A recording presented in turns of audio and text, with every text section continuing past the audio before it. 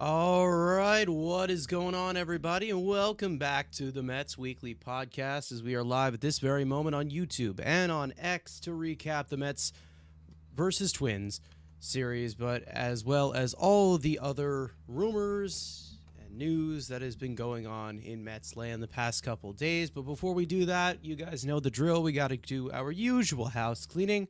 I want to remind everybody to subscribe to the Mets Weekly YouTube channel for this very podcast that is now recorded live on Sundays and on Thursdays following every single series of games, which is the usual scheduling.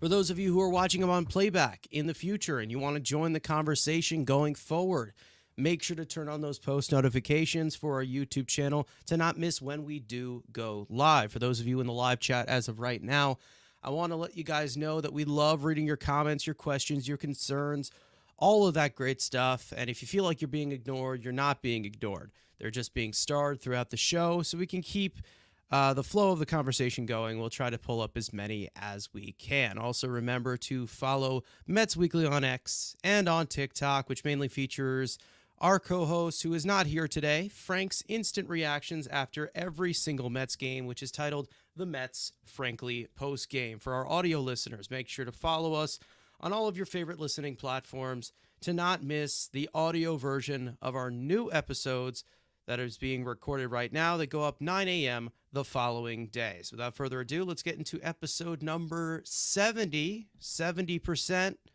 to episode 100. Getting closer and closer to that great milestone, even though I'm pretty sure we've done way more streams and episodes than 70. But officially, the Mets Weekly Podcast, episode number 70. Let's begin this one. Now, we have finally reached the final stretch of the regular season. The trade deadline has come and gone. All the anticipation, all the craziness has won to this.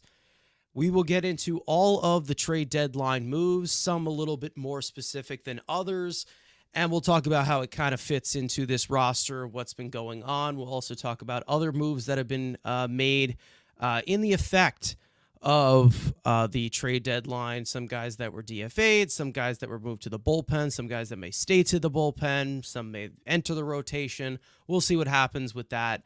But as of right now, the Mets are a half of a game outside of the last wild card spot as those spots continue to go up and down. One loss can kill you. One win can set you off. But there's still 6 games over 500. They're in that position. Andrew, you are the only one here with me. This is a dual stream for this one. So what do you think about the current position of this team? We have entered the final stretch where it is either put up or shut up for this team. Yeah, I mean, you saw them add some pieces. Again, some people are ripping their hair out and they didn't do enough. They did what they needed to do, and we'll get into that in a bit. But again, they've played this way to deserve it. Again, 2 months ago we were sitting, especially with this market. Hell, what could have been if they continued to suck and this team was selling, and how many pieces that could potentially have been moved if a guy like Pete Alonso, Luis Severino, the whole rotation. We were talking selling everybody that's not under contract more than we were even making that potentially talking about that. To now they are 6 games over 500 again, in the fight for a playoff spot. In something that's, yes, is now a pipe dream, but we thought a month ago the Braves was a pipe dream. The lead with the Phillies is down to single digits. So, and they have not played well post All-Star break. So again, I'm not saying they're going to catch the Phillies in the division, but again, it's 8 games. And you saw, again, it was 17 and a half a month ago. So again, 2 months left. Anything can happen. The Phillies are getting kind of beat up in their rotation, but you keep winning series, and you focus on winning, and then you worry about everybody else after that's done. So they've earned that right. You saw them add at the deadline. Did they add amazing, sexy names? No, they added to make this team better. Could they have been better? Everyone's crying for better. Better wasn't out there. And especially with these prices, they did well with what they wanted to do and accomplish, and what they got is they raised this team's floor, which is what they want. And honestly, I think besides, I guess you could say the San Diego Padres, they had the best deadline of any of the teams fighting for this wild card spot. You could say the Padres adding some elite relievers and not having a farm system, the Braves just went back for vibes and Soler. That's the only thing they did. The Diamondbacks, added a couple relievers. The Cardinals got Fetty and Pham. So, but again, overall, I think the Mets had brought the most substance to their team of any of the teams fighting for that wild card spot. And again, they're in the race. They're going to continue to be in the race. And like you said, you lose 4 or 5 in a row, you could be screwed. You win 4 or 5 in a row, and you could be sitting back at the top of the division. This is going to be a dogfight to the end of October or end of September going into October. So buckle the hell up. We'll see what happens. I mean, obviously, how I would look at it is, Stearns did his job. He filled in the gaps that they needed. And, the Mets have to do their job. They need to continue to play the baseball that they've been able to play for the last 2 months. And, of course, that starts off with this last series that just transpired, which was yesterday. Today is an off day. The Mets travel off to Los Angeles. But before they do that, let's just rewind and talk about what happened during this series. So obviously the first game, pretty chilling, let's just say that. The Mets basically just attacked the Twins from every single angle and just hit just hit constantly. They just could not stop scoring runs. In the pitching side of things, Jose Quintana gave you 6 innings, a 1-run ball, 5 strikeouts, 1 walk.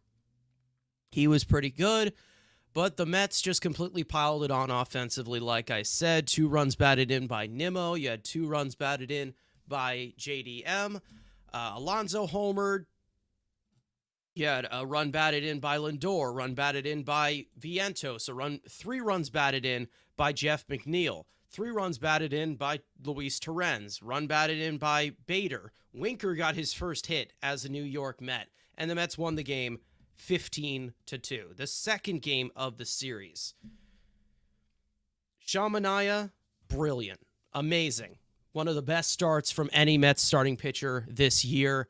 7 scoreless innings, 11 strikeouts, 23 swings and misses. Just absolutely on his A-plus game. A home run from Vientos, which seemed to be the difference, which seemed to be one of the big difference makers, as well as Martinez driving in a run. Nimmo went 1 for 3, and then Edwin Diaz recorded his first 4-out save of the 2024 season, and it was only the 3rd time that the Mets shut out an opponent this season, which is tied for second to last in shutouts handed out to their opponent. I believe the only team below them is the Colorado Rockies, which just won this season. The final game of the series, complete opposite from the last 2 games. Luis Severino, absolutely horrendous.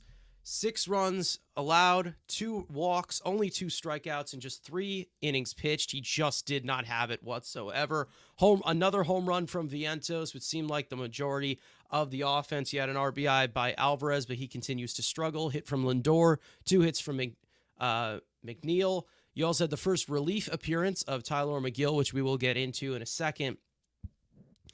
And, of course, hit by Jose Iglesias, who's been struggling a little bit. You had a pinch hit from Torrens later on in that game, but the Mets weren't really able to muster as much and overcome the starting pitching, basically floating in the first 3 innings. And the Mets were able to get the series victory, but they weren't able to finish off the sweep. I'll jump into the comments section real quick with Daniel saying, "Thank God y'all are on." Yeah, I know. We almost did not go live today, but I figured since it is a off day, there's no games, we figured that we would give you some Mets content related to that as we wait for the Mets to return back to the field in a travel game. Whoops. Wrong thing I just pressed there. Nobody saw that. Okay. But going into this series, the main takeaways, of course, it was sandwiched in between was the trade deadline, which we will get into. But Andrew, what did you like? What did you dislike from this series? Lots of identities. Let's just say dealt out during this of this 2024 Mets of what is their weaknesses and what is not. Yeah, I mean, again, game one, you just see the offense just explode again, like you've seen consistently. At least once a series, you're seeing them just dominate and pound in a team's pitcher. Like it's 15 runs in this game. You saw in the Yankee series. It's game two of the Yankee series. Game one of the or game two of the Brave series. It seems like at least once a series, the offense just explodes for at least 9 or 10 runs every series. It seems like that's a good thing. Mark Vientos continues to provide feeding. Oh, I make the joke with my dad about how every homer the Mets hit, gives all those hungry, feeds kids hungry, whatever that crap. I'm like, Mark Vientos loves feeding them kids. A couple more homers on this homestand. Again, you're seeing Jeff McNeil being a human body and being a little more productive. Yes, am I going nuts and saying he's back, happy Jeff, whoop-de-doo. He's the greatest thing since sliced bread? No. But again, production at the bottom of the lineup. You got Harrison Bader back from an ankle injury. It was okay. Again, not Tyrone Taylor. Luis Torrens, a three RBI game. Again, continue to be a productive piece that David Stearns got for a box of rocks. So thanks, Yankees. It's not like they need a catcher at all right now. But again, you're seeing productive. Alvarez continues to struggle, which isn't great. And again, you're seeing the offense do this with him not being productive. So again, it just continues to see how much better this offense can even get once you get Francisco Alvarez rolling and keep Jeff McNeil not sucking and being the worst hitter in baseball. Harrison Bader provides what he is, and Taylor can provide that little spark of what they could do occasionally. You add Jesse Winker, had a few hits and got on base a few times in this series, what he can provide against right-handed pitching. So you're seeing the offensively, it's more of the same that you see at least every series. Sean Manaea being absolutely dominant and getting through 7 innings. That's that's surprising. We'll see if he can continue that in St. Louis on Monday. But Luis Severino, we get to the negative. You're seeing he's the velocity, like you said, was down, and he was just missing with a lot of fastballs down the middle, and the Twins were just teeing the hell off. Is that some fatigue of not throwing as many innings because if he's had those injury problems, is he running out of gas? And is it the worst time for him to possibly do it from the Mets perspective? Possibly, we'll get into it. But again, you saw Jose Butto continue to throw those 3 innings that were like, oh, why are we in a 15-2 game? Why is Jose Butto? They looked at potentially keeping him lengthening out. Again, with as many arms as you brought in, and we'll get to who they added, adding a starting pitcher at the deadline, keep him in the pen. But, there is a certain guy we'll get to later, which maybe forces them potentially, if they are still for the stupid 6-man rotation, he would be a better option than Tylor Megill. So, a lot of good things, but again, I'll take these kind of series where, again, you're taking 2 out of 3. Just keep winning series. Like, yeah, would you like a sweep? Yeah, but then Severino, which we start off, first inning was great, and then just fell off the last 2 innings, and then Twins just put up, 6 runs, you're like, all right, you're in a hole, even though, Fantos the 2-run homer to give him the lead back, and then boom, he gives it right back up. So there's a lot of positives. They continue. If you keep winning series, you can stay positive. Just, try to take 2 out of 3. Again, I would like a sweep. This weekend should be a sweep. But again, just keep winning series because, again, if you go on a losing streak in this pennant race, a 4 or 5 game losing streak could derail your season very quickly. Yeah, I do agree with that, and as to where the momentum continues, because this is pretty much a game of inches right now. If the Mets do lose back-to-back games, they could fall a decent amount in this wild card race if they get into that kind of habit, and hopefully they continue to win these 2 out of 3s. They continue to occasionally get a sweep. And hopefully against some of these opponents that are coming up, like LA, like Colorado, they hopefully do get a sweep because anything other than that is most likely unacceptable. Not to mention a team like the Angels that is coming up. They just lost their best player for the season once again. And I do want to kind of touch a little bit on Severino for a second because, this was a topic when I was here alone for a few episodes ago, and we talked about Severino possibly getting extended, and Stanley coming in here and saying Sevy should be extended. And here's where I kind of put things out here. Do you remember when Luis Severino was signed by the Mets? We went live together. I don't know if you were trolling me, just trying to piss me off, but you hated this move, right? You didn't really like this move. You were not really a fan of it. When I said the argument for it, I said, he's only 29 years old. There's upside here. it's a fine deal. Notice how I didn't go anywhere past that, right? With me, I've always been somebody who takes a 1 year deal and runs with it. And, you just move on, especially even if they struggled at the beginning or they're not the same pitcher. With me, with Severino, even though I wouldn't say the velocity has like dipped as much as people think it has, as compared to what he was doing with the Yankees, but it still is noticeable. Let's just say that. But the main noticeable thing here when you talk about Severino is over the last 4 years before this season, he pitched 209 innings total. He has pitched over 120 innings this year. So that is more than half of what he has done in the last 4 years. Now, granted, he's not throwing as hard. He's become more of a ground ball pitcher, not trying to blow people away constantly, use a little bit more of the kitchen sink. But I've talked about this with Severino multiple times, and I say this. I feel like this is the best you're going to get from Severino, and we're really pushing capacity. Yesterday was one of the main examples of that, as to where maybe the workload might start to take a toll on him. And it is a little scary to think about that when you're in a playoff race. And Severino most likely right now is your game one starter in the playoffs, which is a little bit scary right now. Even though Severino has been very solid for us this year, he still isn't the full-on frontline arm that he was years and years ago. And right now, when you look at it from just the perspective of long-term, it's really, really hard to look at Severino, who's had a lot of this injury history. And it's really hard to look at Severino and say, well, this is a long-term piece. We should give him a 2-3 year deal. And I'm like, okay, hold on, slow your roll here. Because, again, the way that you pay pitchers, you got to be very cautious with this. And I understand kind of veering credit, and we put a little bit of weight into guys being able to do it in New York. Severino did it for years and years in New York with the Yankees. Now he's doing it well with the Mets. But you have to kind of look at the sustainability aspect of this. And this is not really just looking at it as something is he going to keep this up? Is he getting lucky? Is he getting this or that? I think what the sustainability aspect, you got to look at it with Severino, and this goes for him as compared to a lot of other arms. Is he going to stay healthy?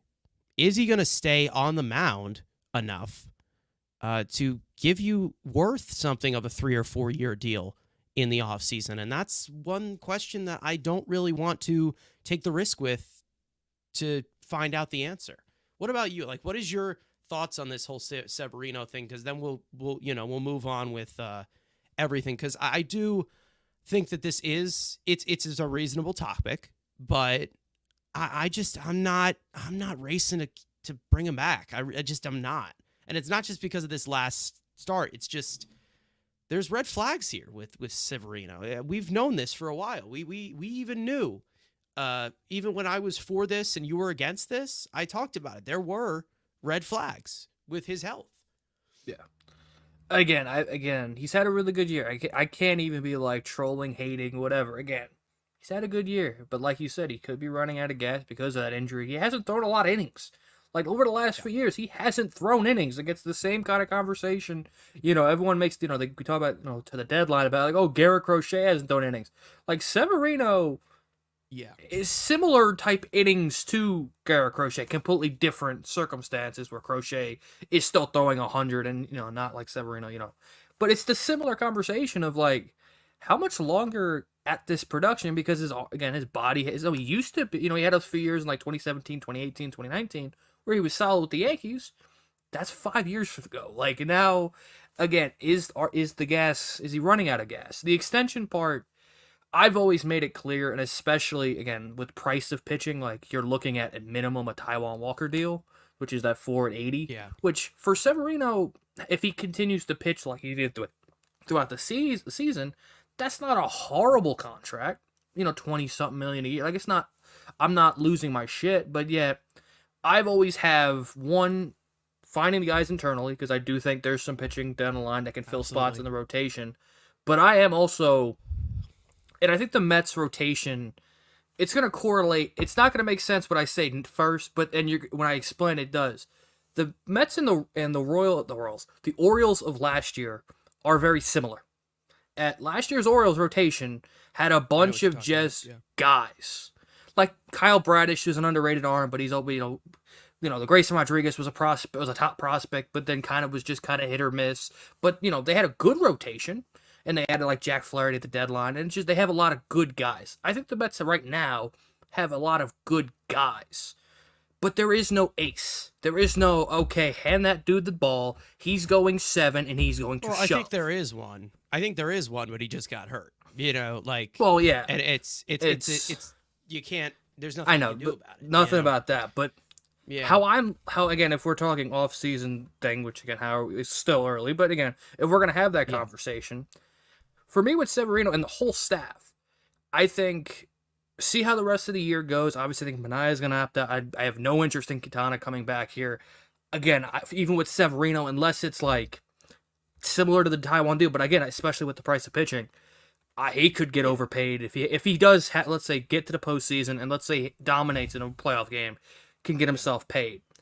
The Mets' priority, they have Senga back next year, and that's really, we'll talk about the Christian Scotts and maybe the Sprouts and the Tidwells at the back half. The Mets need to find yes, and having Senga is great. Yeah. The Mets need someone to make Senga the 2. And if that's in free agency, which there is one guy, I do think on the trade market, there's going to be a few of those guys. I do kind of disagree with that. With when you're talking about Senga, I think there's a way that they need to find a way to make Senga a 1B or a 1A. They need to find a way to do that. But when you talk about this, the main reason, this is more of off-season talk, of course, when you're talking about Sevy getting extended, because he's not going to get extended mid-season. The Mets are obviously in this pivotal point as to where they're on these one-year deals. And, this team could look a lot different next year. Who knows? But with Severino, starts like yesterday, that kind of branches out my point as to where there's a possibility that he runs out of gas and, we're kind of pushing capacity of what he's going to be able to do. And listen, Severino's been great for us. Severino has been one of our most consistent arms, whether you're talking about the rotation or the bullpen. But at one point, I feel you're pushing the ceiling right now. That there's a strong possibility that he could start to slow down. And that entire great first half that he had, it could start to trickle down a little bit with the workload. And because we haven't really seen him take that workload on since 2018. 2018, he had 191 innings. Since then, in the last 4 years, it's been 209. So that's like basically the same workload in 4 years that he has not had. So there's a lot of concern that goes on with somebody like Severino, and it really does kind of amplify it a little bit more when you talk about Scott being out, which we still have not gotten a single update on that. Senga pretty much done for the season, where I don't really see him in the playoffs equation, but I guess they're going to try. I don't think it's going to happen. But when you talk about the starting rotation, you really have to talk about, the whole way that this rotation is going to survive going forward is with the young guys, with the internal young guys. And, they're going to have to see one of them or maybe two of them pan out and do well. And, they can't really keep relying on some of these veterans that, maybe they just reach out that capacity. And it's totally understandable with what has gone on with somebody like Severino. There's a lot of concern there. I understand he's been healthy all year, but it's all really about continuing that. And also the effectiveness as well. Yesterday, it was one of his worst starts I've seen for a while. That was really bad. And it's something to keep your eye out on. And, of course, with his velocity being down a tick yesterday. So, again, it does – signs do point to maybe the workload is starting to hurt him. It's possible that it could happen, and this is the most important stretch of the season. But, again, it's something to keep your eye on. It's not really something to just full-on establish and say, oh, Sevy's cooked. It's done. This is going to hurt his free agency. Don't bring him back. He's on his Taiwan Walker downslope in the second half. We're not saying that. What we're saying is there is a lot of things to monitor before you say, well, let's shell out 3 years for him. Let's bring him back. He needs to be a part of this rotation. Because some guys play well on a 1-year deal. They get their money. You don't really get what you pay for. What you're paying for is what they did. And that's the one thing that you have to look at when you're projecting going forward of who is actually going to apply that after you sign them or before you sign them. Again, like I said, when they signed him to a 1-year deal, I said nothing past that. I didn't say, oh, well, if he regains some of the form, if he is the number 2 in this rotation like he has been this entire year, he's pretty much been the number 1. I never said, oh, let's bring him back. And that goes for other guys that are on 1-year deals. Minaya, let him test the market if he wants to. Same goes for Harrison Bader. You're trying to maximize, a lot of things, but when you maximize it, there's a strong possibility, which the Mets have been able to do with Severino or Bader on the other end. When you maximize it, can you get that continuously? And there's a possibility where you have to pivot after you get that maximized part to it. And, is there anything else in this rotation that shows off a red flag behind guys like Blackburn, who we'll get into, who they acquired? Guys that we have as of right now. I guess the comfort level of most likely guaranteed of either it's Tylor Megill or David Peterson or Jose Budo. I guess we can also get into Megill as well, who has been moved to the bullpen. He had his first relief appearance. How they kind of utilize this rotation without Senga here. Do they continue this 6-man rotation because that was more catered to Senga? I mean, how do you kind of look at the state of this rotation going into this final stretch? Do you think that it's enough to survive? Do you think there's a strong possibility that they might find some trouble and it might kill them towards the end? I mean, what do you think is the strong possibility for this rotation going forward? Because I think that they still exited the trade deadline with some question marks. Let's just say that. Yeah, it's not the strength of the team. I mean, the offense is going to carry where this team goes. So they're going to continue to have to hit. Again, you hope Anaya can continue to pitch 60 to 70% of what he does his last start. Again, you're going to have the questions with Senga. The 6-man rotation thing needs to be done. I get it was for Senga. I can understand it. That shit needs to be Severino, Minaya, Quintana, Blackburn, and then take your pick if you want to bring Budo back into the pen with a rotation, which I don't. Keep him in the pen. If David Peterson continues to pitch quality, fit starter stuff, which again, 5 innings, less than 3 or 4 runs, I'm fine with leaving him as the fifth starter. But again, the rotation was always going to be the problem, the weakest link of this team. Besides, the pitching. So let's just put pitching in general. The offense has carried this team, and if this team's going to go anywhere the rest of the last 2 months, it's going to be because of the bats. Again, like we keep saying, is there going to be a leash for youth? I think Blake Tidwell's already better. Can give you the similar type stuff that guys like Megill and Peterson have. Brandon Sproat, I think, is better than both of those guys and can give you more upside. The question is, do you want to rush him up here? Or are you just going to leave him in the pen? Do you want to stretch Jose Budo out? Because again, he's an option. I just really like him in the pen. But again, if you're going to keep doing 2 innings, you might as well let him start a game and give you 5.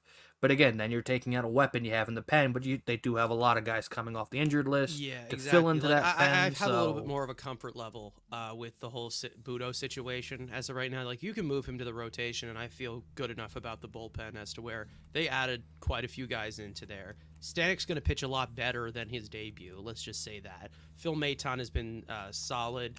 SRF, who's going to come back eventually. Hopefully he can stay healthy. Reed Garrett will finally be fully rested and not overworked with all those guys. Obviously, Brazaban, we can talk about him for a second. But, I feel a little bit more comfortable with the bullpen, sailing on without Budo in it. There is a strong possibility with that. But when we talk about Tylor Megill, and I don't want to spend so much time on this because I feel like this has been so much of a topic of discussion. I've already said it, and I said this in our stream, which you guys can go check it out, of our live reactions to the trade deadline. We went on live with tons of Mets creators on this very channel, and we talked about it. And with Megill, again, I think it's come to the point where you should not see him again for the rest of the season. If they actually are serious about Megill being a contributor going forward, he really should be spending the rest of the year in AAA. And if they want to move him to the bullpen, let him focus on being an actual bullpen arm. Don't just put him as, oh well, we know he's a starting option, but we'll put him in the bullpen. It's like having an extra bullpen arm. No, he's not Trevor Williams. He's not he's not Jose Budo. He's not that. So let him focus on possibly just being his brother. Try to turn him into his brother. The reliever, throwing a lot harder, a lot more explosiveness. Allow him to unleash the gas, okay? Because he still has swing and miss stuff, but not good enough to be a starter. If you're going to turn him into a reliever, personally, I don't care what they do with him, to be honest, in terms of his future here. Like, if they want to let him go, if they want to non-tender him, if they want to trade him, go ahead. But if he's going to be here, the best case scenario is keeping him in AAA for the rest of the year. He works up being a rotation, a bullpen arm, and you go on from there. Because there's no reason as to why he needs to take this mid-season flip to the bullpen, and he just keeps throwing the same crap that he has been throwing recently, and it's just so counterproductive. Allow him to be a reliever if you want him to be a reliever, but for some reason it seems like the Mets still see him as a starter, want to stretch him out in case they need that, and I understand that. But obviously, when he does come out to start, he's not helping the team as much as that he is hurting the team. You've never really had just a full-on phrase of Tylor Megill saying, oh, this guy really saved our butt today. No. We've heard that from David Peterson. David Peterson has given you six innings before. Like, he's saved the bullpen once or twice. Jose Budo, we've talked about, oh, this guy's going to save our butts today. He really helped us. We've talked about a lot of these guys, but when he comes in here, it seems like everyone else is just cleaning up his mess, and that's the main reason why he just can't be here for the rest of the season. That's how I believe that he has pitched himself to being a non-factor this season, and we'll see you next year. But they're in this current predicament where Senga's hurt, Scott is hurt, and you have Sevy, who you don't really know is going to be able to be a number one in this rotation, so they're going to have to kind of use it through depth. So the current situation of Tylor Megill, is there anything you want to add with that? Because, I mean, I understand this is a topic that continues to be overplayed a little bit, but do you agree that he really should not be here for the rest of the year? Should they probably call somebody else up? Should they plug it in here, especially with a lot more bullpen arms that they've acquired at the deadline, which we'll get into? I mean, is there really a real reason for him to be in the bullpen? Do you believe that? Like, right now? Because I'm on my all-time low with him right now. Again, as of today, it's 7:10 Central. Sure. Because you don't have those guys coming. I think Frank brought it up on the deadline stream. All right, you added so many arms. Well, who's going to be the retroactive moves when Sean Foley and Reed Garrett and those guys? Dano Nunez gets brought back. Obviously, we expect one to be Adam Ottavino. We'd expect one of whoever the other young sucks. Probably most likely Danny's gone. And I do think Tylor Megill will be, especially for like if it's Nunez or Sean Foley, those guys can give you multiple innings out of the pen, that he'll just be sent down for that specific reason. for this week, he could stay up for the series in LA, which is fine just to have the insurance of having a guy who maybe can give you 2 innings out of the pen and mop up duty, hopefully. But again, him being a trusted high leverage starter or high leverage arm, no. If he's just there to fill garbage time, to have to burn an arm, that's kind of where he's at the rest of the season, in my opinion. And then back down to Syracuse once those healthier arms are back, or if Zuber, if they want to see him, and there's going to be arms, especially because you got this wild road trip coming up. There's going to be a lot of pitcher moves up and down just to try to get a fresh arm. So him being an optional arm, he will be out of here probably that first opportunity. Either Sean Reed-Foley or probably Sean Reed-Foley will be the first guy back of the relievers coming back, and then you could potentially him or Ottavino getting DFA'd. So again, I don't expect him by the next time we do a show, meaning after the St. Louis game, I would say he'll probably be out of here. Yeah, it's a strong possibility that he's like on the bubble towards the end of the roster right now because he just has not performed. And like I said, he's pitched himself out of being a non-factor for this team. Of course, the injuries kind of foil those plans, and they kind of just get in the way of the possibility of giving you like the ideal list of guys that you want here. And of course, there's a strong possibility that Adam Ottavino is another guy that's a casualty here, but I'm just talking about it as being able to maximize this talent, being able to just like put yourself in a position where you have a bunch of pieces that continue to get better, don't continue to get worse, or just completely stay the same. That's kind of been the case with Tylor Megill for the past few years, as to where he's made a lot of adjustments and he still has had the same issues that he's had since day one.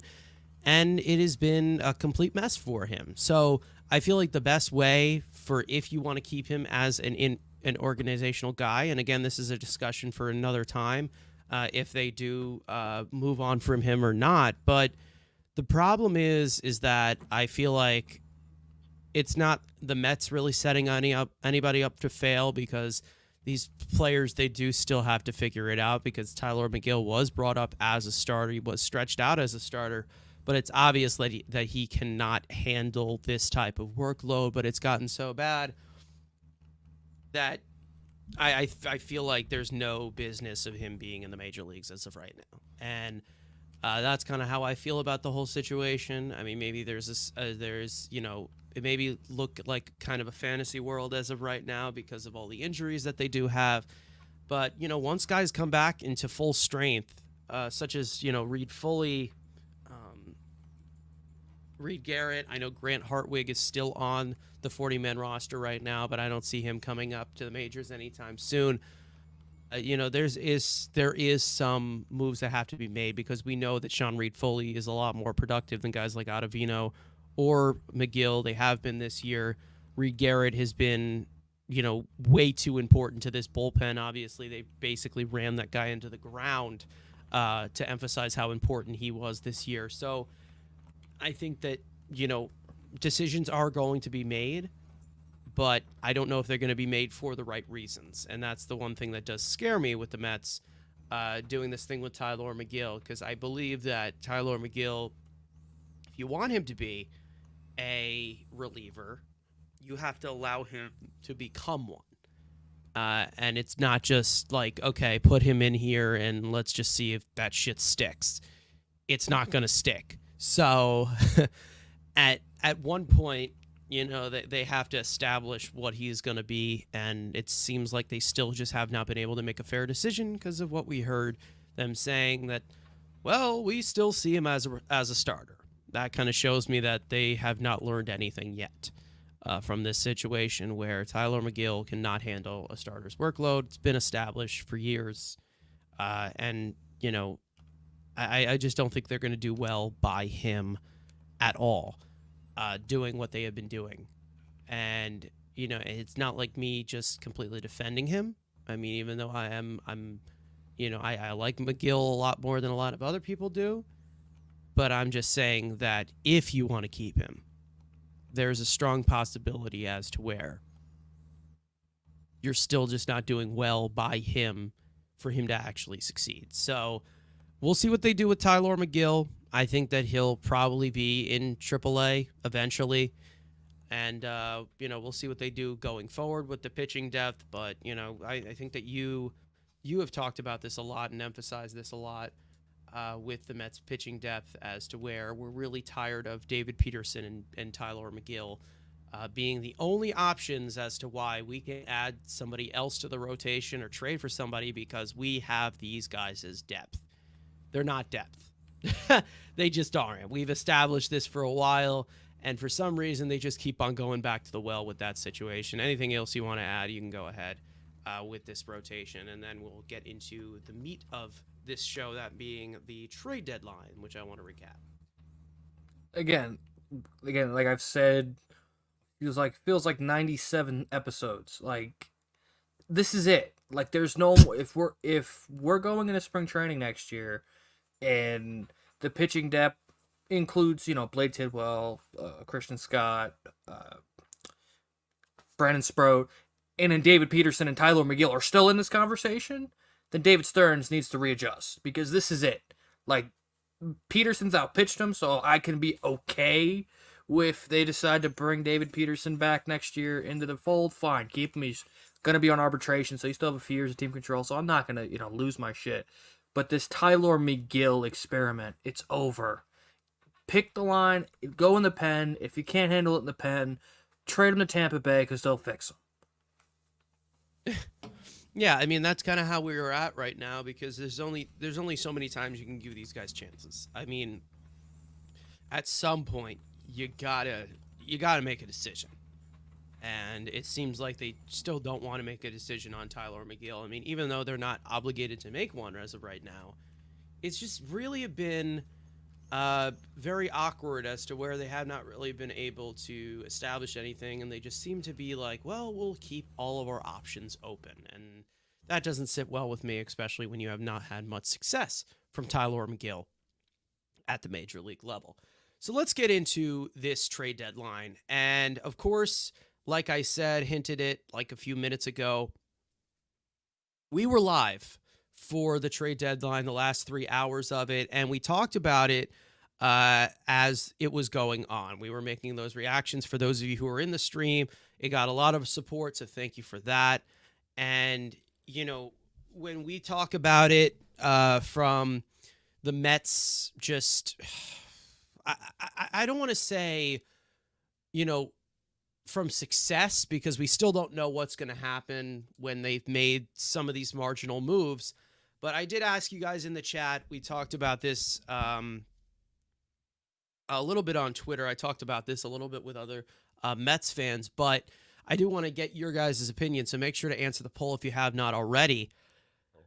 Basically asking you guys what grade you would give the Mets trade deadline. I have A, B, C, D to F, of course, which is basically failing. It doesn't look like you guys are saying this was a failure of the trade deadline, which I believe that it is pretty good. Some of you guys are saying mediocre, but most of you guys right now are saying that you're giving this a B. And Andrew, would you agree with that? Would you give this a B? I think that, I relatively gave this a B plus.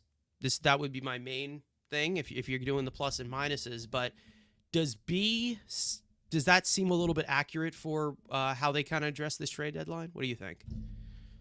I mean, they're improved. I think this is, to the casual fan, they're like, who the hell are these 10-day contract players? There was no star power. You had the idiotic side being like, oh, you have to go get Scooble, you have to go get Crochet. And then David Stearns improved the roster. Like, you can't say they didn't. They needed a starter, they got a starter. Was it a sexy one? Hell no. But they got a starter. They needed some bullpen up. They brought in 6 guys, it seemed like, and Maton and Stanek, and then obviously Brazoban. They had Zuber, Sorry about that. So they've added arms. Would I have liked him to pick a lane, meaning if you're going to go cheap in the rotation, go get me the proven reliever? I would have done that. If you're going to go cheap on one, then I'm going a little more bigger picture in the other. If you were, let's say, you weren't going to pay the rotation fee that was this trade deadline for pitchers. Okay, Blackburn, you get him for a box of cookies, sure. then I would have been a little more aggressive. And yes, he didn't touch any of the prospects. I was willing to move at least one or two in the back half if it was like an Alex Ramirez or if it was a Mike Vassell or someone to that to go get. And what I wanted is a proven high leverage arm. Yes, can Brazoban be that? Sure. Does Zubel have the pitch shape and the velocity and the stuff? Maybe. But again, we're playing ifs.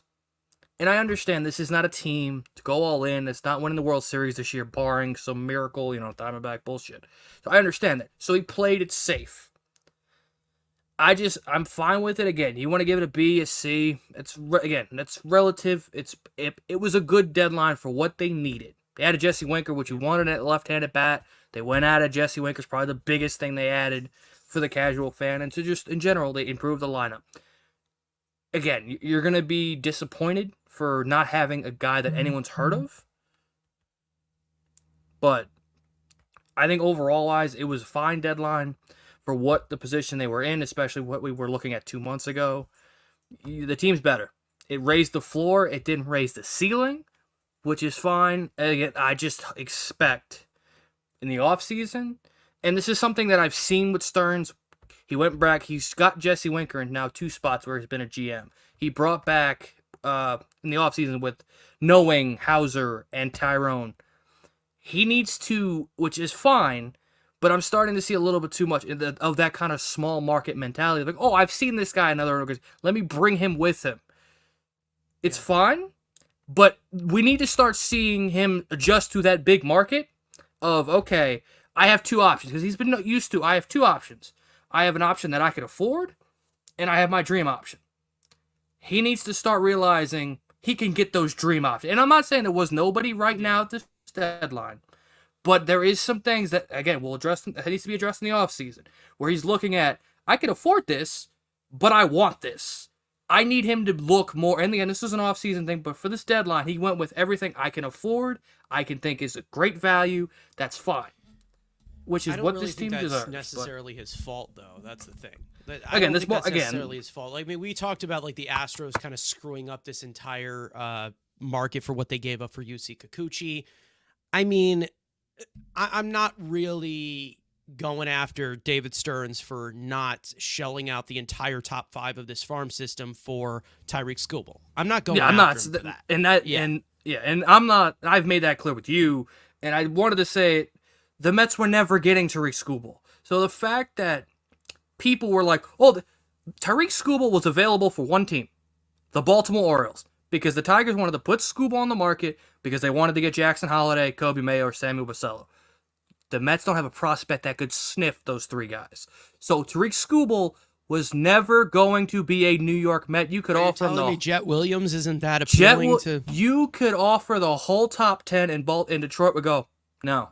You don't have any, which, again, this whole bullshit with Skubal, it was never going to happen. But yet we had idiots on mainstream media, on talk radio. Oh, the Mets need to get Skubal. Oh, they take on the Javi Baez contract. Yeah, they could have taken on the Javi Baez contract. But again, you don't have anything appealing to Detroit, which they can just say, oh, okay, we'll keep Baez. We can get Kobe Mayo or Holiday or Basello if Baltimore was willing to move. That's what I think is the main misconstrued thing as to where I think Mets fans kind of see the organization as something one way, and as compared to on the outside of the other 29 teams, they see it as a different way.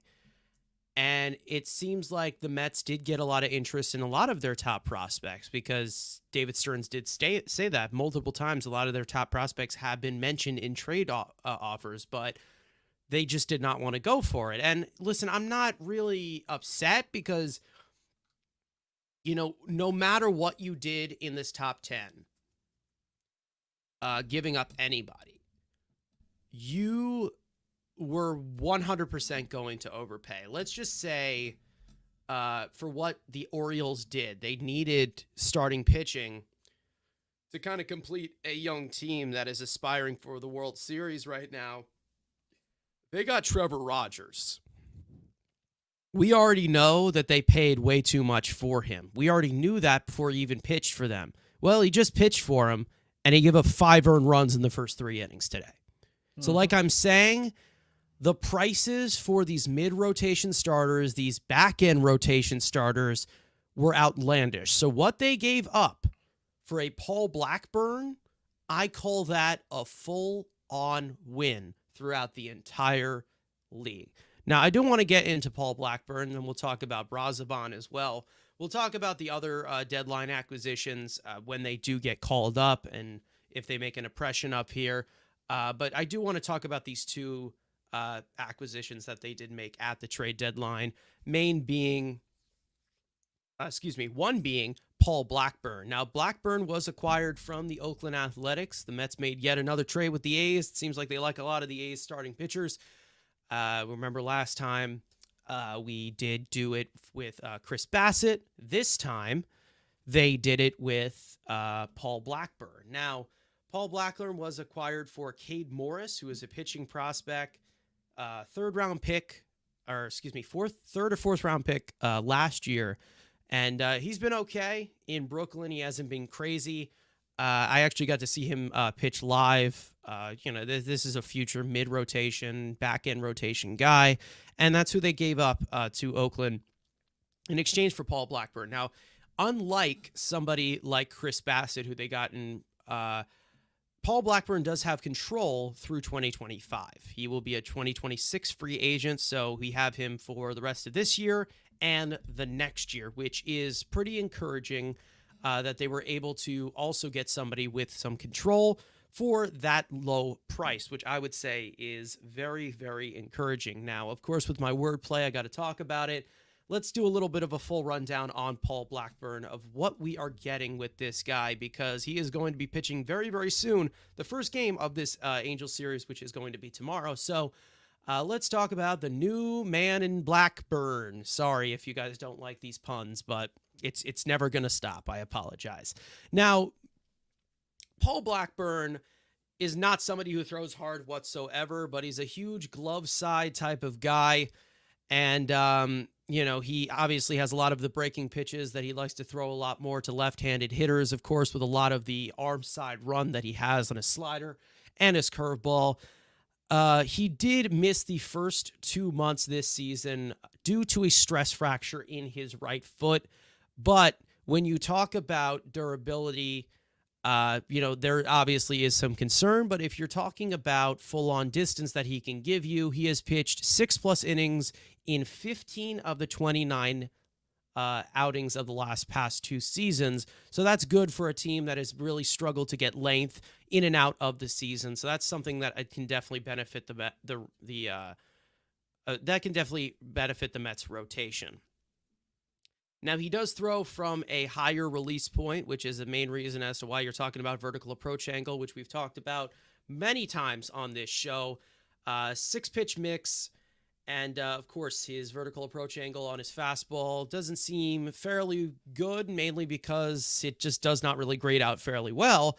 It does not have much run, but there is some induced vertical break. But he does have a very good shape of a changeup, which doesn't grade out fairly well. But he's able to kind of hide all of that stuff behind some spin and breaking stuff to get a lot of swings and misses against left-handed pitchers. And most likely with how he kind of gets a lot of ground balls, they're going to probably have him use a little bit more sinkers than he has in Oakland. But when you look at his changeup, hitters have posted, when we talk about quality of contact, xwOBA, 176 xwOBA against his changeup, a 148 xwOBA against his curveball, and a 184 xwOBA against his slider. And also, when you talk about contact management, his average exit velocity against opponents is 88.3, which is in the 64th league percentile. And ground ball rate, as he's been able to manage contact fairly well, is 46.5% with his ground ball rate that is in the 68th league percentile. Obviously, this is not a ideal arm. This is a back-end arm. He has not pitched that much this year due to a non-arm injury, which kind of gives you a little bit less of concern for his health. But he's able to throw strikes. He's able to contact manage. This has been somebody who it looks like the Mets have had on their radar as maybe a fallback plan if the prices got too high. The prices did get too high, and they acquired Paul Blackburn just for one pitching prospect that is fringe top 25 in their system. So this is just an add-on to the rotation as to how I look at it. I don't think that this is a big move whatsoever, but it makes the rotation deeper. Okay, so when you're talking about somebody like Paul Blackburn, what are your expectations, Andrew? Is there anything as to where you're expecting him to do something for you, or you just see this as just another body? I mean, I see this as an upgrade to the guy we talked about in the last segment, Megill. I think Yeah, this is an upgrade to the rotation. I think he's better than Tylor Megill. I think he's on the same level of a guy like David Peterson and maybe even a little bit better. I'm just expect him again, like how I look at a fifth starter. Give me some, 5 6 innings and keep me in the yeah, game. I'm not looking for this guy to be, this undiscovered ace, and this guy is, gonna come in and throw 60 innings in a Met uniform and throws, a ERA under 2. Like I'm not looking at that. I'm looking at every time you take the ball, are you keeping us in the game, and are you giving us some length in the road in some innings? That's how I yeah, look at this as.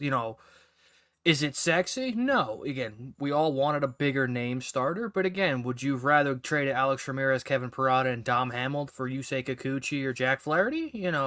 Some people would say, yeah, yeah, oh, right away. Also, you have the ability that he is going to be an option next year. There's another year of team control, which is, it is what it is. Again, everyone keeps saying he's like, can he give us what Adrian Hauser was supposed to give us? That's kind of what I'm looking at in the same kind of level of sure he's an arm, he's a body. We need bodies right now, but is he this great starter? No, but I'm just need him take the ball every fifth day, keep us in ball games. That's just kind of how we needed a guy like that. A lot of us were saying we need a guy that could start a playoff game. I don't love if he's starting a playoff game. yeah. No, He's not, but again, he that's shouldn't. Yeah, but again, that we're not paying Jet Williams for Yusei Kikuchi. Like that was what it was going to be. And I'm exaggerating, but the price of pitching was just astronomical as it always is. So I'd rather go with this option and then maybe again letting up one of the kids who can maybe compare with the David Peterson or a Tylor Megill or Jose Budo to give me some innings in a conglomeration of guys at the back half of that rotation. So again, it's a fine ad. I'm not going to lose my shit. The price to acquire was, again, nothing. Cade Morris, who is, in the back half of the 30 in the farm system, which some people don't even have them in their 30. So I'm not losing my sleep. When I saw it on the stream, I'm like, Paul Blackburn's a Met. Okay. Like, yeah. it's nothing I that's feel going to, you. it's not Sydney Sweeney. I mean, she looks like Elsa from, Shrek. But, it's fine. It's a body. You need a body. He'll fill a role. Where did that? What? Okay. You know what? I'm not even gonna uncover that. But uh, Yep. and we talk about this in comparison to like guys who are on the market here with, Tyreek Schoolball, who he's gonna be a star for a long time. But guys like the full on drop off after that with a guy like Jack Flaherty, I was never really upset with them not getting him. I don't. I mean, maybe the Brewers are able to tap into something a little bit better with him, but Jack Flaherty is not. To me, he's just not very good, and I understand like he has the sub 3 ERA, and that's really been, something that, a lot of people are looking at it as to where, oh yeah, this is a guy that you got to plug into the rotation, but with like in terms of like talent, in terms of stuff, I don't see Jack Flaherty that much as a frontline guy to replace somebody like Senga in that sense. So, like, I'm just not really big on Jack Flaherty, and that's the main reason as to why I really didn't care that the Dodgers get him. Obviously, the Dodgers might make him into a better pitcher than he actually is, but I'm not really clamoring over somebody like Jack Flaherty. But when we're talking about, full on frontline pitchers, Jack Flaherty doesn't come to mind, whether he has a sub 3 ERA or not. So I'm fine with this. I think that, Blackburn is here to do his job. And, they talked about somebody, they talked to Sean Manaea about this acquisition with him being former teammates with him in Oakland. And he talked about, he's able to give you consistency. And hopefully that's what we get. We just need him to be a consistent number 5, number 4. Hopefully he can give you an occasional 7-inning outing. Hopefully he can give you 6 innings. He just needs to keep us in the game. And I don't think that he is a superstar of a pitcher. I don't think that he is some incredible frontline arm that Tarek Schoolball is. But when you talk about the price, when you talk about what guys were going for with how ridiculous the seller's market was at this trade deadline, it's a good deal. I think that they did a good job with this. Of course, I understand with Senga going down, everyone is upset that they did not get a frontline piece. I get it, but the Mets were not in any position, like we said with Tyreek Schoolball. They were not in any sort of position to actually like trade for that type of frontline arm. And M. Easy coming in saying that he agrees with not trading for Flaherty. Project Ball saying Acuna and Parada for Schoolball. The Tigers would love the name value there. I mean, yeah, possibly, but that's the thing. It's like I don't think that Schoolball I would have gone for if they were in a different position such as that. But with Jack Flaherty, I just see it as it's a control freak, throw strikes, but there's nothing really amazing. Like I do think he's very home run prone as compared to what he's been doing this year. But I don't see it. I just don't think that was the answer to anything. If you're going all in with the chips that you have in your farm system with starting pitching, it better be somebody who has been a frontline piece for a long time, not just coming off of injury and having a breakout season. Somebody that's poised to do it for a long time. Jack Flaherty's not that guy. He just ain't. And whether you believe he is, he's not. So, and when he gets to the Dodgers, maybe when he pitches next season, he probably won't be as good as he is this year. I know that he's probably pitched past expectation, but I don't see that type of continuing. And it's not just me, going on my computer and saying, oh, this guy isn't that sustainable. I just don't think he's the frontline guy. I just don't think that he is this, Cy Young caliber piece, that he was, 2019 or something, like that they had actual hopes for. And I don't know. I don't see it. I'm not really begging on my knees for Jack Flaherty. And I think I'm not saying that Blackburn is better than him, because I think Blackburn is established a 4 or 5, but it makes the rotation deeper. And like we have said earlier and talked about with Jose Budo, keeping him in the bullpen, it allows you to do that. Obviously, your options are still running thin for guys who can start, but the Mets were going to get a starter at the deadline. They most likely weren't going to get 2 as the market progressed, of course, with how much people were giving up for, let's say, Yusei Kikuchi and Trevor Rogers. And I think that at the end of the day, this is pretty much the way to sum it up. As long as Daniel Cap's coming in, fellow Raider fan, saying as long as Blackburn is better than Megill, it's a good move. There you go. Exactly. He needs to be better than Megill. Not saying much, because Megill has not been good. But when you talk about it as back end of the rotation stuff, it's not very far off from what Megill has done, but it does make a huge difference when you're going 5 or 6 innings as compared to Megill, who has really struggled to get out of the 3rd inning or the 4th inning. So I think that this was a good move. I think that they made the team a lot better. They made the rotation deeper. And I think that if you're talking about this as a main turnoff from Stearns not going after the big fish, the main reason as to where I like it is because the Mets have had a lot more issues with their success, whether you're talking about pitching or hitting or whatever, with depth. It's not star power, it's depth. And that has really been the main thing that has been established this year, where they have a deep team. They don't have a superstar on this team. When you're talking about the offense, they don't have a superstar hitter. Superstar player, maybe you can talk about Francisco Lindor, but I don't want to open up that debate. I know that's very triggering for a lot of baseball fans. But when you talk about this team as hitters or as the offense, there's no superstar hitter in here. There is no superstar hitter. There's a lot of good hitters. There's a lot of average hitters. And a group of good players or a group of good hitters creates a great offense. They feed off of each other. You can't just have one guy doing it all. Same goes for the rotation. A bunch of good arms can make a great rotation. For us, we pretty much have a lot of mediocre arms that make a good rotation. But for now, it's going to have to wait for that. And then they add Paul Blackburn to the mix. And from what I know, he has a pretty good career against the Angels. So that'll be a good start off for him to see if he can make a good first impression. So they have the ball in their court right now with the starting rotation. But again, like we've said, a lot of things have to go right. We're hoping that Senga comes back for the playoffs, but not something that you can really bank on.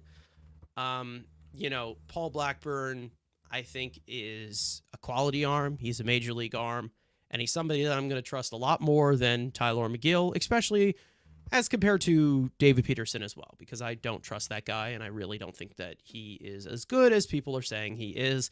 We can get into that, but no thank you.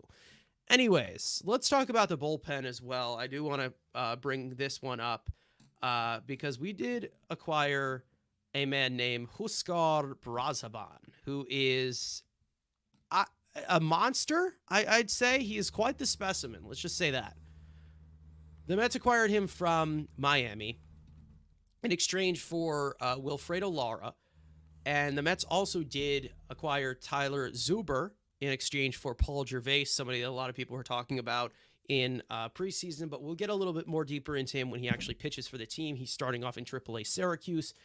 But with Brazaban, he did make his Mets debut yesterday, and he was pretty impressive. Let's just say that. And I think that you are getting a lot of upside with a guy like Huskar Brazaban, even though he is 34 years old. But you definitely can see a possibility where maybe he is here long term, because I'm pretty sure there is control through 2029. He's 40. Yeah. Till he's 40. So he's going to be here for a while. And I hope that he is, because there is a lot of upside here, and I do want to get into it. And you're also coming and kind of riding the hot hand with this kind of move, because he's had a really good season for Miami. I know a lot of people talking about Tanner Scott, but Huskar Brazaban has also been fairly good in that bullpen. Just take a sip of that so I don't run out of breath. And I think that when you look at this, the Mets are adding brazy upside. I'm sorry. I'm really sorry for these jokes. Kill yourself. Yeah, I'm sorry. Okay, just forgive me. But when you look at a guy like this, he has had quite a season. And when you want to talk about his baseball savant page, I just want to talk about the full-on pitch shape. And like I've said, with vertical approach angle, you want that hovering around 4, below 5. With somebody from that type of release height that he does have, he is 6'3", which I personally think he's 6'5", because the guy looks like a giant. But as compared to the actual frame that he has, he is 155 pounds, which I don't understand. But like we've said, he has a fastball and a sinker in those notes right there, saying that can touch 99, and we saw him touch 99 yesterday with just 5.9 feet of extension, which is in the 9th league percentile, which is really odd. Usually you don't get that from him, especially with somebody who is as thin as he is. But he's able to do it. He's got a lot of explosiveness with his sinker as well, 17 inches of run to the glove side. So it's really effective against right-handed hitters and left-handed hitters, and they've talked about it as well, such as David Stern saying that he likes his skill and able to pitch to right-handed and left-handed hitters with his cutter as well, that he's able to give to left-handed hitters that has a lot of high spin. And I really do like this as well. And we know that he's coming off of this hot streak. Like I've said, he has surrendered 0 earned runs in his last 14.2 innings pitched. Make that 15.2 innings pitch with the outing he had yesterday. He gets a lot of ground balls. He gets a lot of strikeouts, lots of swing and miss, lots of chases. Great metrics all around for this guy. And even though he doesn't grade out the best because there's probably a little bit of, I guess, I'm not going to say like full-on bias as to where he doesn't have that full-on extension.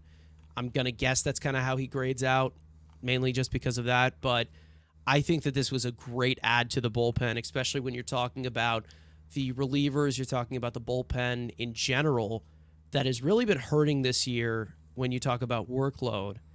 Bringing in a piece like this, I think that is a good way to kind of add to the surplus of relievers that you do have as of right now, who might be coming back as well. But they also got this Tyler Zuber too, who also has good stuff. Adding on to Phil Maton and Ryan Stanek, who also have some pretty good stuff. And you're talking about a guy like Huskar Brazaban.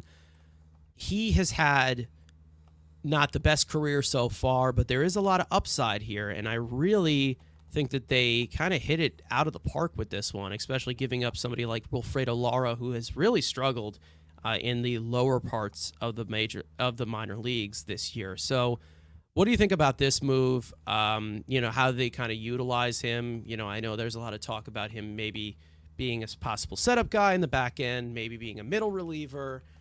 But how do you think that he fits into this equation? What do you think?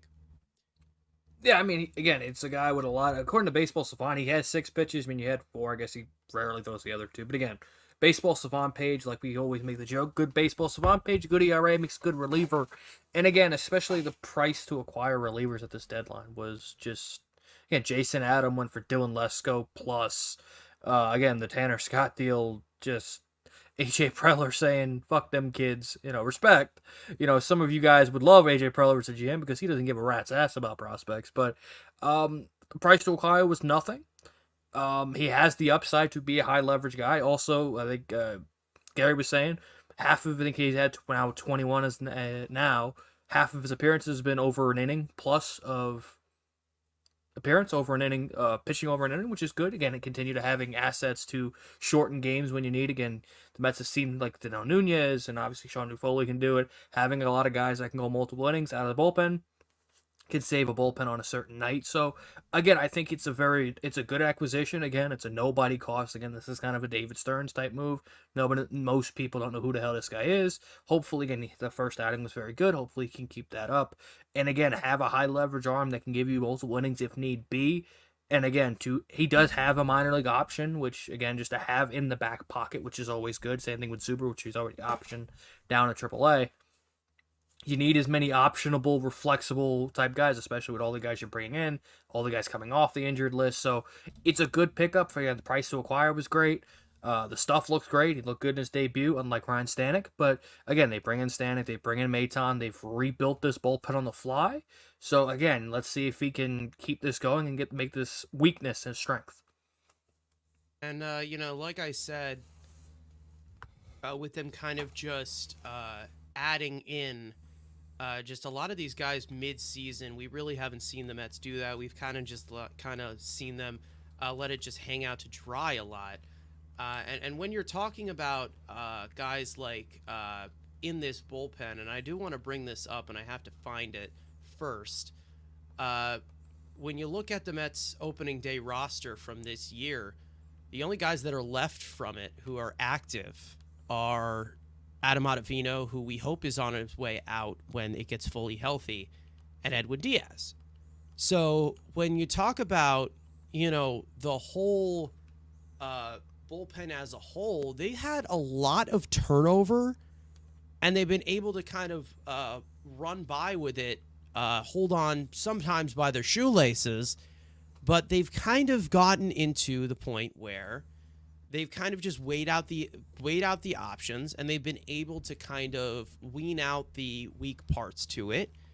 And one by one, they have been able to kind of build a bullpen of actual experience. And when you talked about this earlier in the episode, I disagree when you say that they needed to get another closer, another high leverage arm for the back end, because I think Ryan Stanek is that guy, and he's going to be that guy. He is a proven reliever. He's been good multiple years now.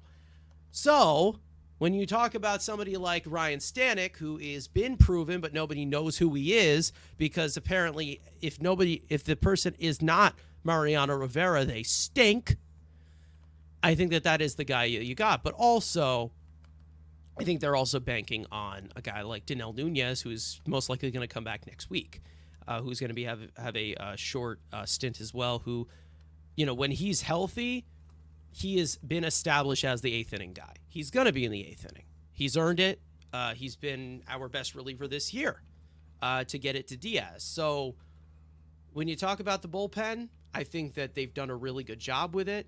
I know that a lot of people have been critical with a lot of these bullpens, but it's more of a hit or miss. And when we talk about David Stearns, he's been able to build bullpens in the way of, a lot more hit than miss. But there still is going to be a miss. There's going to be misses and hits. That's how relievers are. If he finds something that he really does like in them, and it's also has shown as an example on the outside, Michael Tonkin has been really good for the Yankees. You're really starting to see what Stearns saw in Michael Tonkin, even though they weren't able to kind of untap it, and the Yankees have been able to do it. But when you talk about it from the Mets, just, looking at it from the standpoint of, they bring in some of these guys and they fail. I mean, with relievers, you just never know. You never know what's going to happen with them.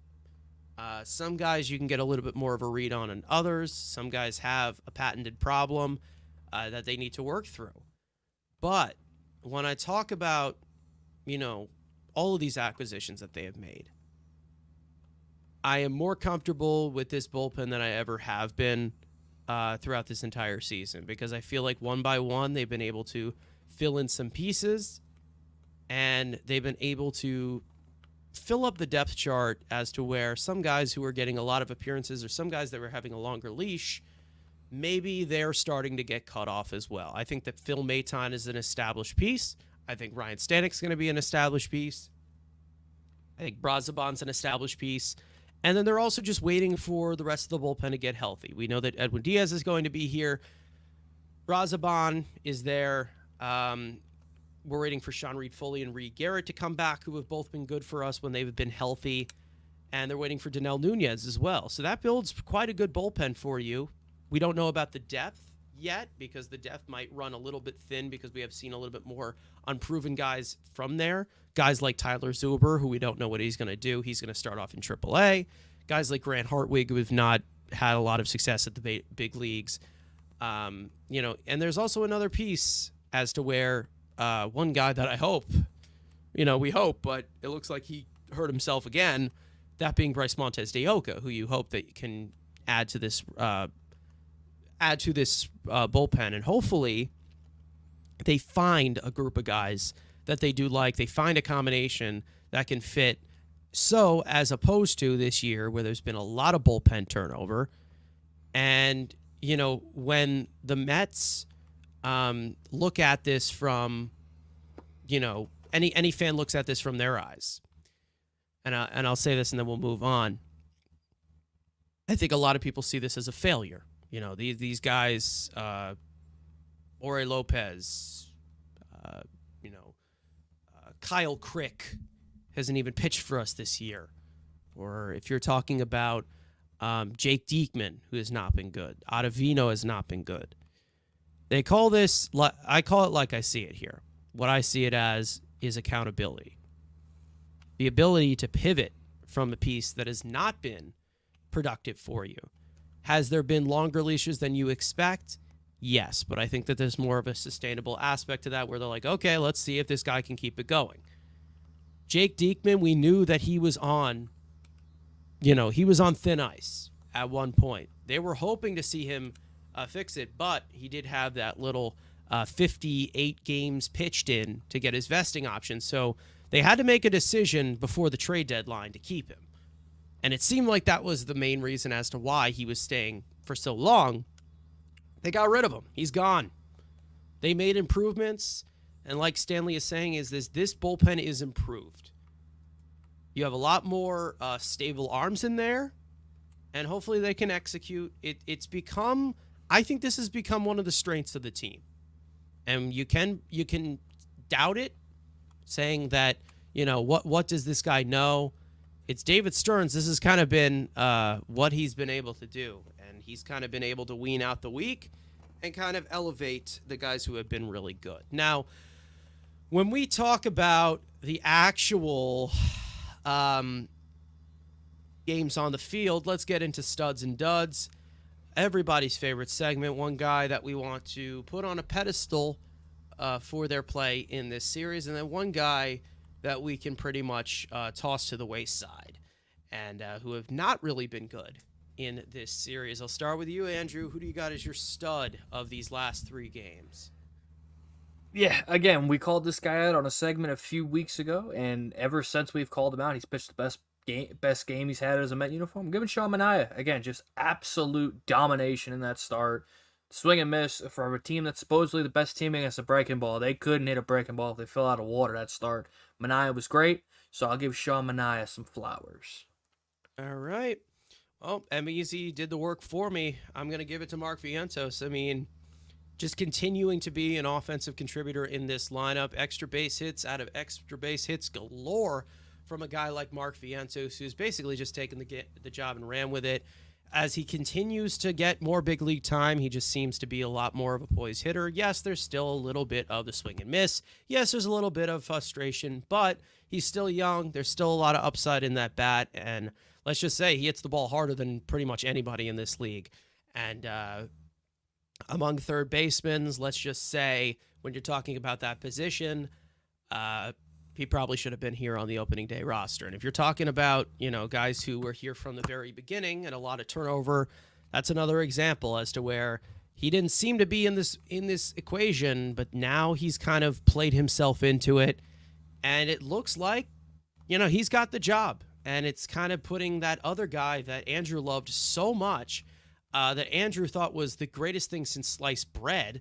I'm pretty sure you had like a poster with lipstick stains all over it. I mean, you were ready to marry this guy.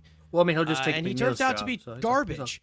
And Mark Vientos is now put himself in the third base equation as to where maybe he's the future piece and not Brett Beatty, who is absolutely pathetic and a disgrace to this team. Duds, who do you got?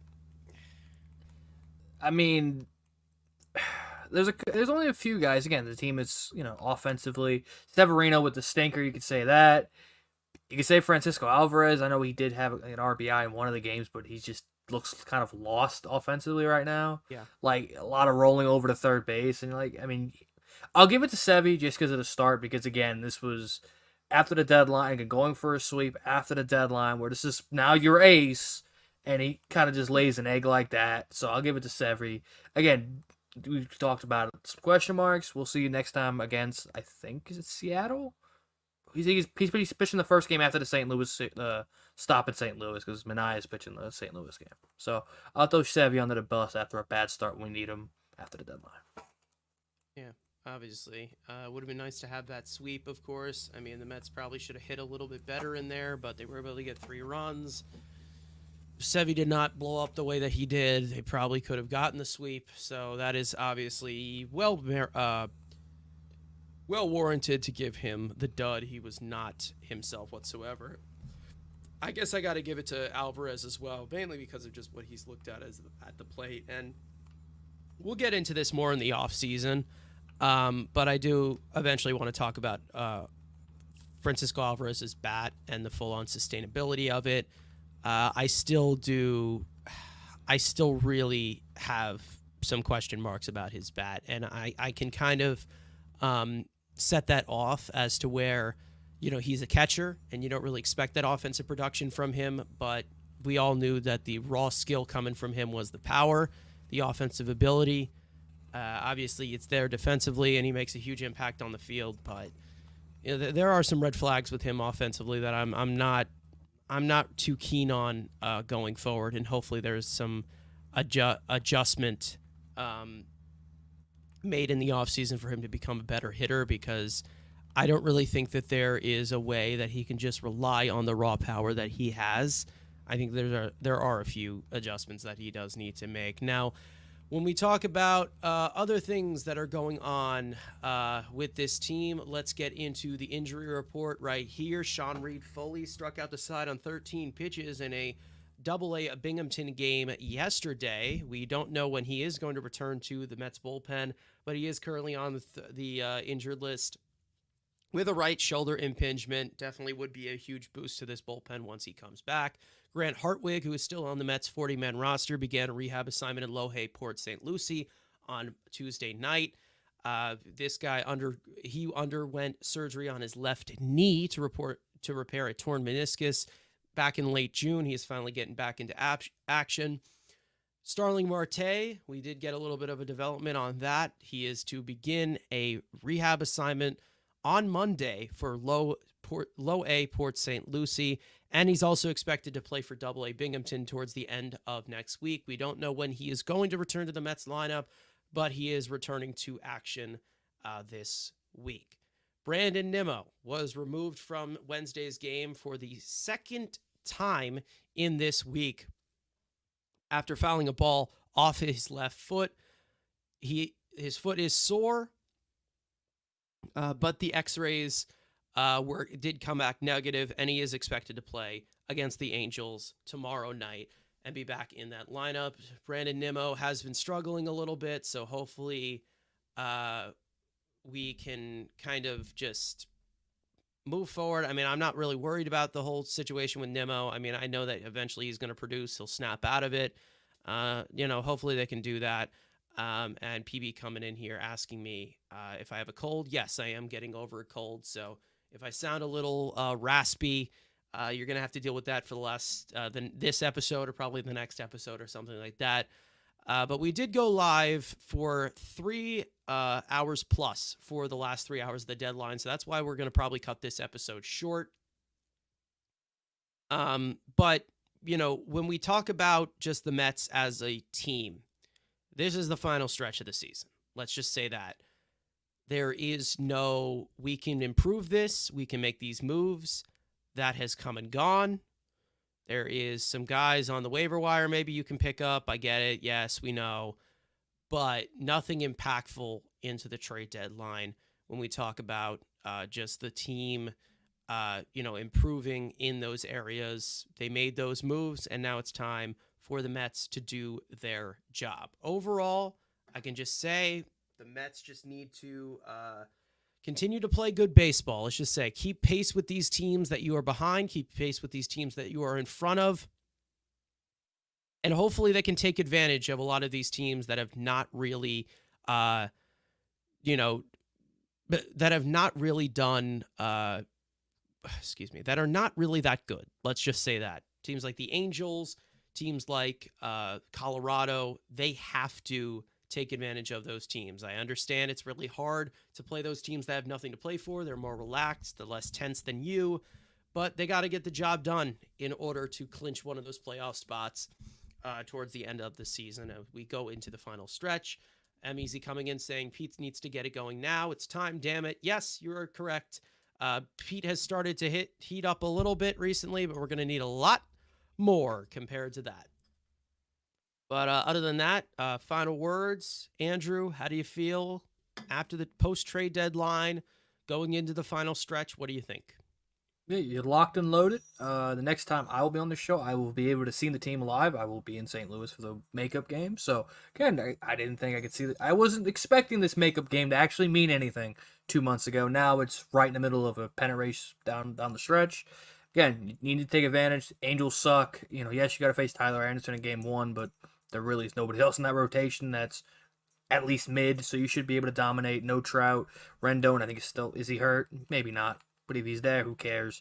Again, you need to take advantage of these bad teams. Yes, it's a hell of a road trip going from LA, St. Louis for a game, then to go to Seattle, then you're going to Colorado. So yes, it's a hell trip.